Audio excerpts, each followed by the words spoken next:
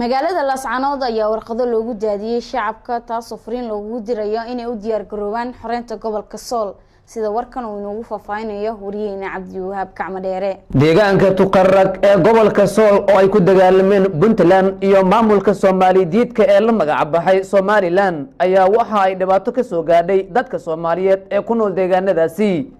dhibaatooyinka shacabka Sool Sanaag iyo Cayn ay u geysanayaan maamulka Somaliland ayaa xadkiisii dhaafay waxaana jira isku dhac u dhaxeeya shacabka Soomaaliyeed ee deegaanadaasi degan iyo maamulka Somaliland. dhanka kale waxaa jira warqado xariir lagu daadshay magaalada Laascaanood ee xarunta gobolka Sool. warqadahaasi waxay u qoranayaan sida tan: daraawiish lama dulaysan karo, dagaalna loogama libin helo, deegaanna ma jajuubi karto, waa inoo jihaad iyo dagaal iyo erayo kale badan.